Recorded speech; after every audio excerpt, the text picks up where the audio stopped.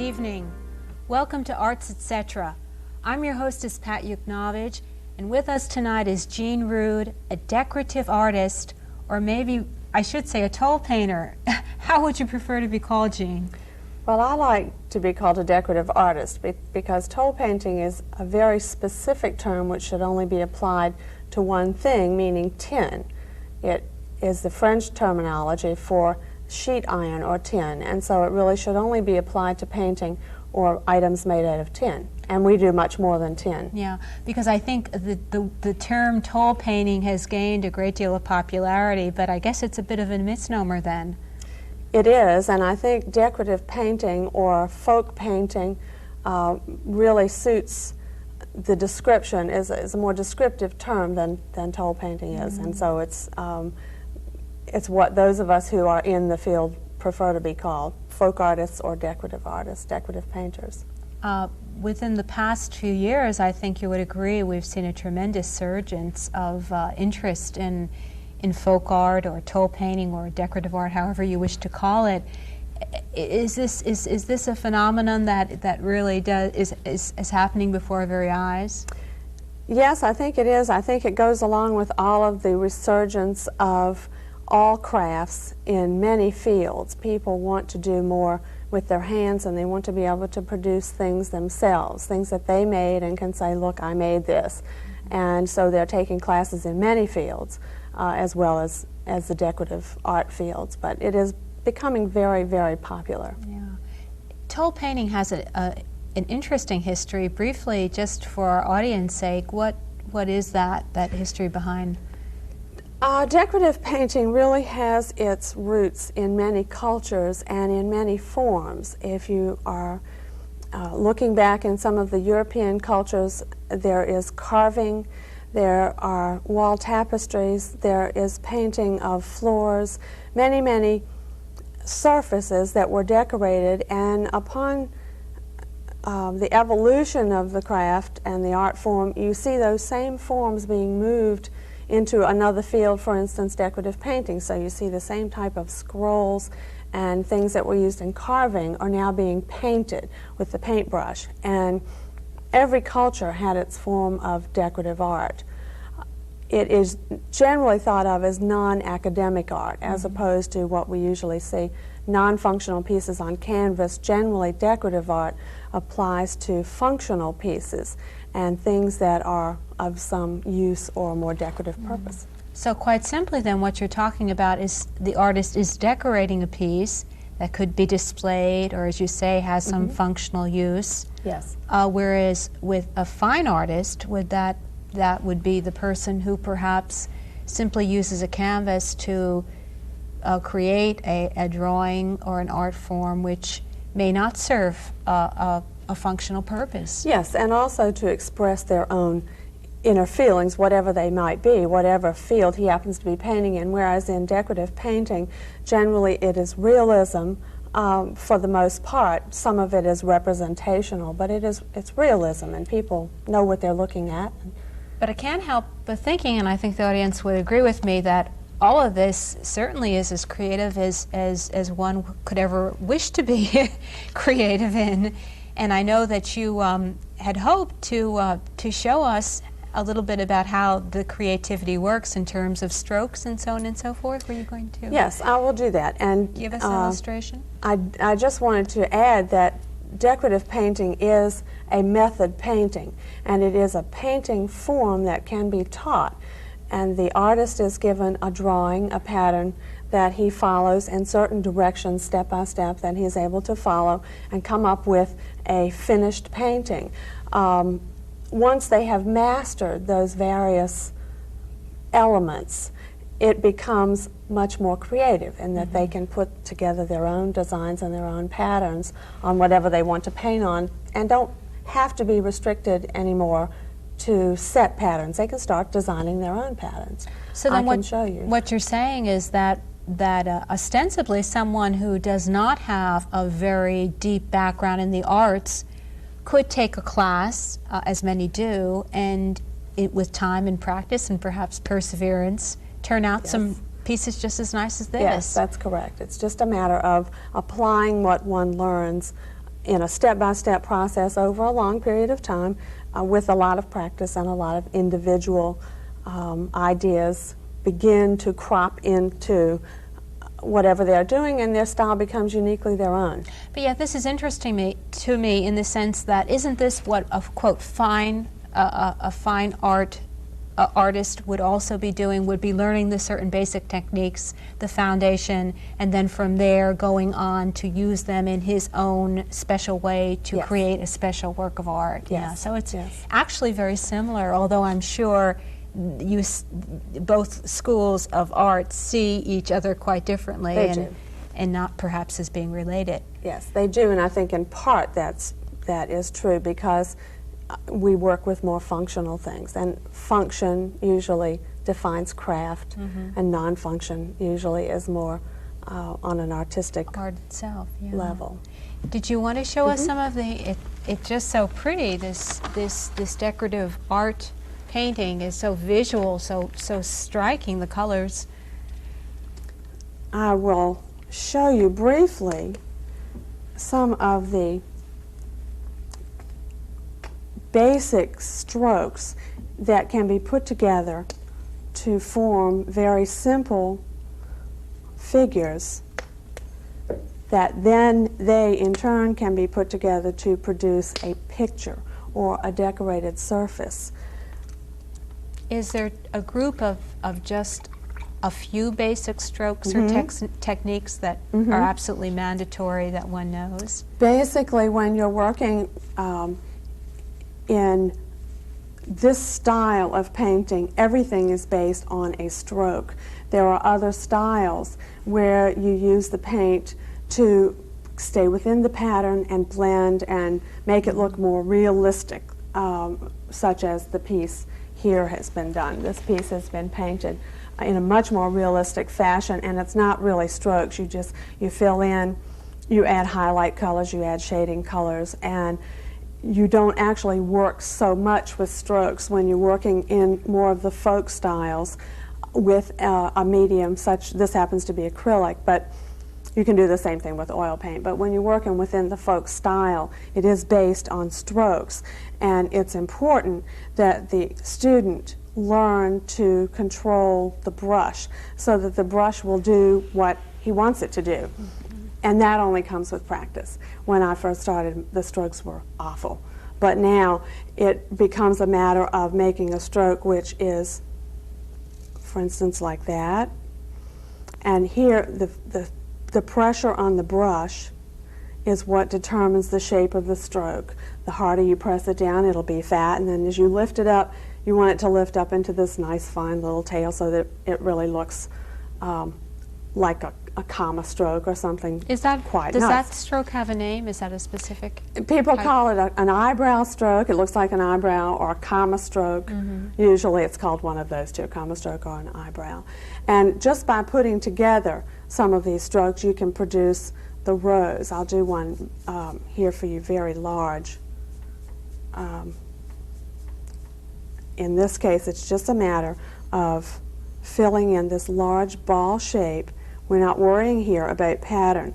In painting such as this, which is a basic German peasant style of painting, and this is the way it was done by the German decorators, by the European decorators who were folk artists. They just very quickly made various shapes to look like a representational flower. Now, this is obviously not going to look like a real rose, but by quickly laying colors into wet paint, you form what looks like a rose effect. And we're blending wet into wet, and as we go down here into the dark side of the flower, the white sort of blends itself out, and you get your strongest white up here at the top of the rose, and as you blend down to the bottom, it stays dark, and it gives the rose some shape. And I suppose it's important for you to use the water as a base to blend. Yes, you That's really very do. critical. You really do have to keep the paint a certain consistency. We are fortunate today in having paints that are pre-mixed for us, not only in consistency but in color. And you see, this is where those comma strokes come in. They're not real fine-tailed ones. You just sort of mash them down and don't worry about the tail, but it's basically the comma stroke. And in this particular stroke here, for instance, this one is based on a stroke that looks like this. And that's just called an S stroke because it looks like an S. So that's just a variation on the same theme. It's just a variation on the same thing with the pressure in the different place. The pressure, here's more comma strokes, you see. The pressure here is put in the middle instead of on one end. And here you're back with the white again. Here I'm for back outlining. with the white. Just highlighting. In German painting, you always work wet on wet. For the most part, you work with a round brush. The tray that's sitting down in front of the table is also a German piece, and it was painted entirely with one size brush. You can paint little teeny things with a big brush just as well as you can paint bigger things. So this is one of about 5,000 different styles of roses. The artist in folk art is very free to paint Any whatever variation occurs to him. Whatever comes into mind is what he can paint. What And about it's all colors? True. The colors are generally, we'll stay here with German painting because it is a rather an interesting form. Here we have another little S stroke. This forms the side of the leaf. Colors in folk art generally are very bright, and they usually are composed of shades of the primary colors, red, blue, and yellow. And you almost always have each one in a painting to give it balance. 3 colors is better. All of this is just a variation, you see, on the same kinds of strokes, only with different amounts of pressure. You could make a whole stalk of leaves, you see, by just pressing the brush and adding some more. When the leaf is dry, I generally go back and brighten up things. German painting is very busy, and you don't leave too many bare spots. And so I go back and I will brighten up the leaf and shape it by adding some highlight strokes like I'm doing on this leaf. Again, you've highlighted just as you did with the rose. And you can add, the center vein that way. Then generally, European folk art in particular is antiqued, so it's not so bright. And these very bright, kind of garish colors, really, will tone down and be very pleasant to look at. The tulip is one of my favorite flowers to paint. That is a beautiful turquoise Isn't that color. a beautiful color? It almost matches your dress. Yes. And in some respects you think it's very garish, but it antiques so beautifully. And again, see, here's your S stroke here, S strokes here, and just filling in, wipe a little of that off the brush and add a white highlight. The same way like we did with the rose, we will blend it down so it sort of runs out, and that will give you a light side and a more shaded side. This is one of the fancier tulips, and it's really my favorite one. I use it a lot. I would presume that common flowers such as tulips, roses, and whatever were traditionally used over and over again in the German art form. Yes, they were used because they had in days gone by, they had a lot of religious significance. I'll just add some leaves to this while I'm standing here talking to you. They meant certain things. The tulip was a form of the Trinity in its 3 separations. The heart was always used because it was a symbol for love.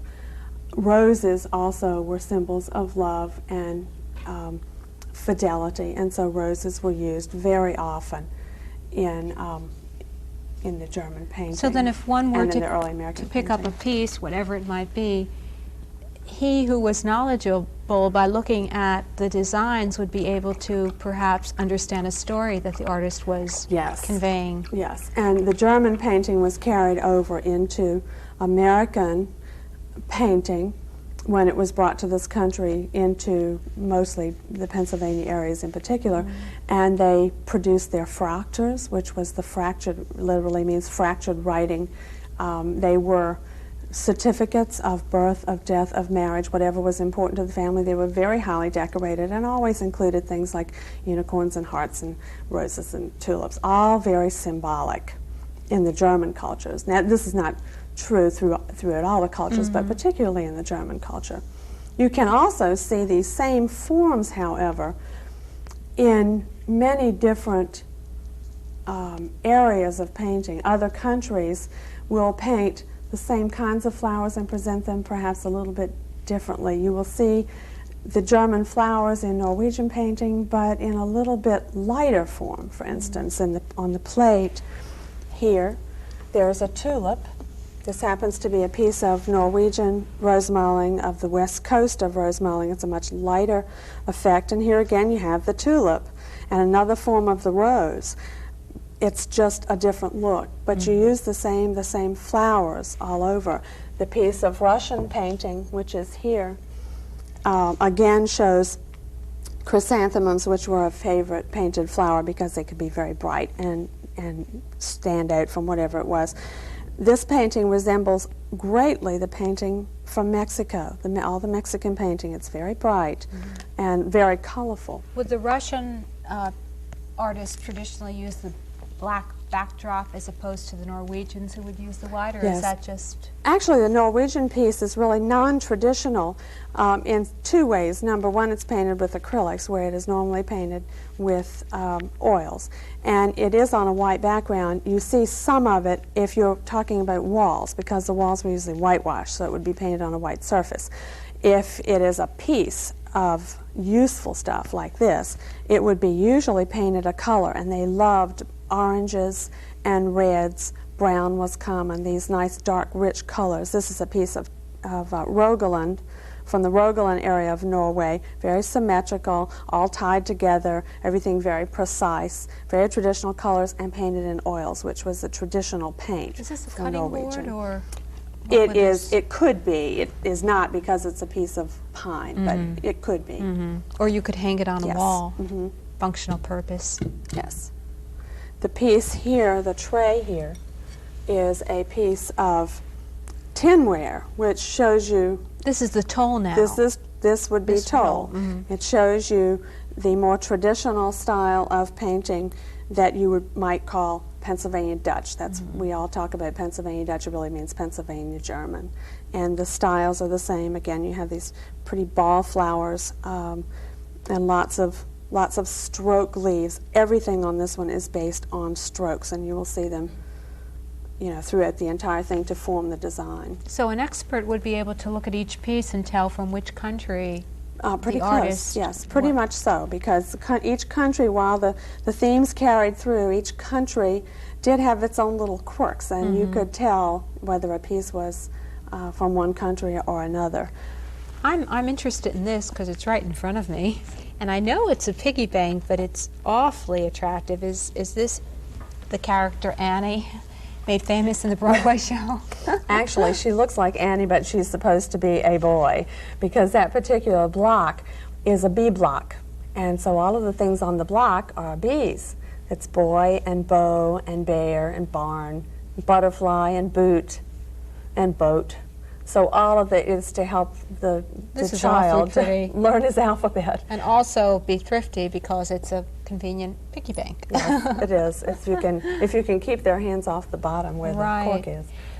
This, Jean, is we're a little bit out of the season, but it's awfully pretty. What is this? It says good health, contented children, good friends, warm fire, and good food. I guess that's all all of us ever Happy need. home, happy home. And on the other side there are hearts also, and so the other side has love, peace, and joy. It is a three-dimensional piece, which is nice because sometimes we don't want things always hanging on the wall or lying down or flat, and this can be placed on a dining room table. It has places for candles so that it can be used as a centerpiece. It is a nice Christmas centerpiece for your Christmas table. Too. And I guess this is this a duck? I can't see it, but I I'm guess sure. she's a swan. She looks awfully feminine. Again, you can see the hearts, which is very common in folk art. You can see all of the strokes, the typical comma stroke, which forms the tail, and the feathers across the front. When you get into true folk art, things are representational, and those gold strokes are feathers. You're supposed to visualize feathers. I would think that that folk artists, and perhaps I'm dating this, making it a little bit older than it is, but if, let's say, it went back to medieval times, which presumably it might, this would be a way of livening up what would probably be a very drab existence for perhaps a peasant family, a way of making things so much more attractive and making life so much more beautiful. That's true, and it really is exactly, that is the purpose that it was used for in many, many cultures and in many homes. In Norway, for instance, everything was painted. The walls were painted, the furniture was painted, the eating utensils were painted, the tables were painted, everything was decorated with rose modeling, and it was strictly to add color. Norway is a dark country. It has long, cold winters, and it was a way to brighten things up. That was very typical and very true in American cultures, because most of our folk art was found in the homes of people who really could not afford the fine carpets, the fine hangings, the fine wallpapers, and so they stenciled and they painted floors, and they painted their tin, and they painted the things of trunks. They painted their things around them to make their houses lively when they really couldn't afford to do it any other way. And what I find interesting is today, here in America, we have these similar things which the peasants in Europe used, the decorative arts, the toll painting, but in a way it's our attempt to get back to that simple society, isn't it, really, to get back to a simpler existence? I think so. It's certainly a way to understand a little bit about how people lived in the past. It's a way to keep in touch with the humanity of the beauty that can be ours. It's a way for people to get away from the very high-tech societies of computers and steel and glass and things that are what we would call perhaps cold, to something that is warmer. And even if they have a home that is very contemporary, we're finding that they're still decorating with things that can be touched and that are bright and that have texture. They will use quilts for wall hangings or to decorate beds. You'll see fiber textile pieces on the walls. You'll see painted pieces in the home. And it helps to soften the very sharp edges of what is a high-tech society. I know your background might conceivably be thought of as somewhat high-tech, and maybe that's one of the reasons why you got into the softer arts, if you will, because I know that Jean was an operating nurse and was in the medical profession and made, I think, a 360-degree turnaround by becoming an artist. But I guess in both ways you were using your creative energies, or working with people at least. Yes, that's true. It certainly was a roundabout way to get to the point that I am at now, going through nursing curriculum and working in the medical profession, and like you say, probably one of the more technologically skilled areas and precise areas in the hospital, which happens to be operating room nursing. But perhaps that has carried over in that I have had friends tell me that they are sometimes amazed at the minute detail which I can, upon occasion, get in a painted piece, and that may harken back a little bit to my very precise nature as an operating room nurse. I don't know.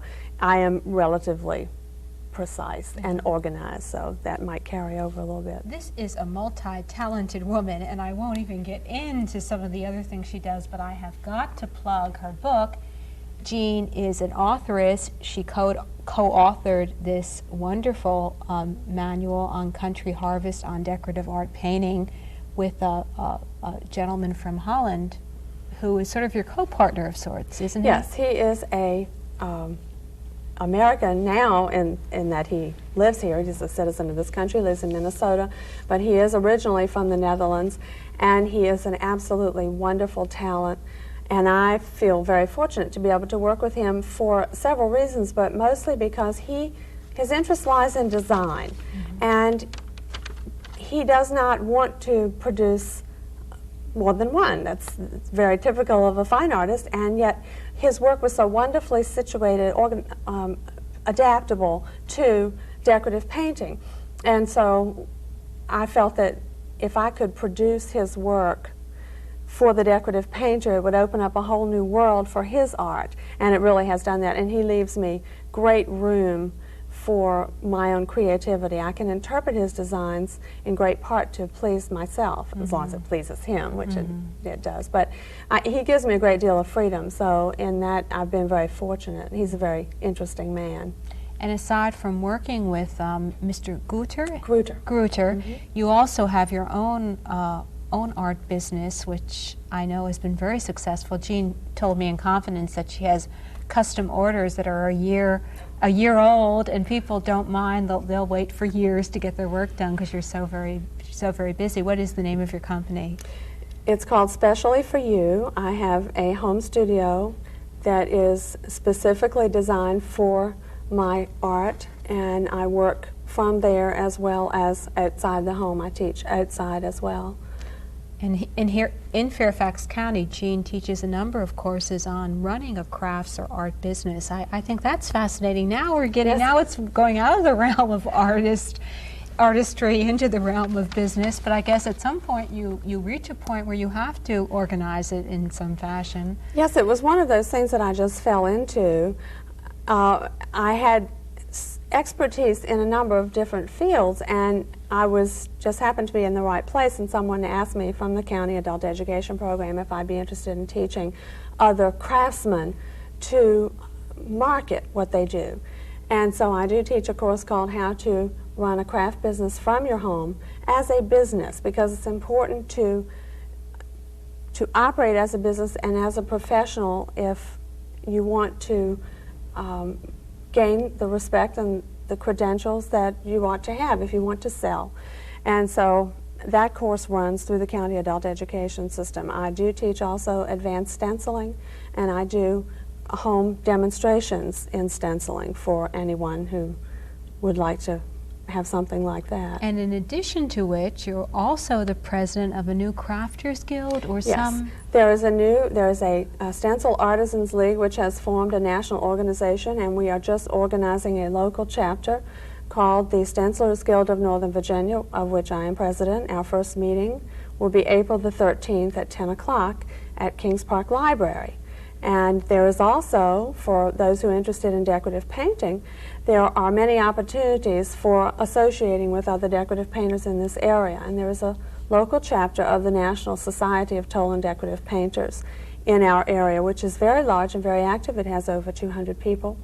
And we meet bi-monthly, but we also get together on the odd months to paint and just to have social time. So it's a fun organization. I can help anybody get in touch with the proper person if they want to call me for that also. Well, that's wonderful of you to suggest that, because I wonder how you manage to get all of it straight just with what you're doing now. But I wish we had more time, Jean, to take each piece and show our audience, because they're just breathtakingly beautiful. And I think the show has been a lot of fun, and I hope that in some small way we may have made our audience a little bit more knowledgeable about toll painting and decorative art, and all thanks to Jean Rude.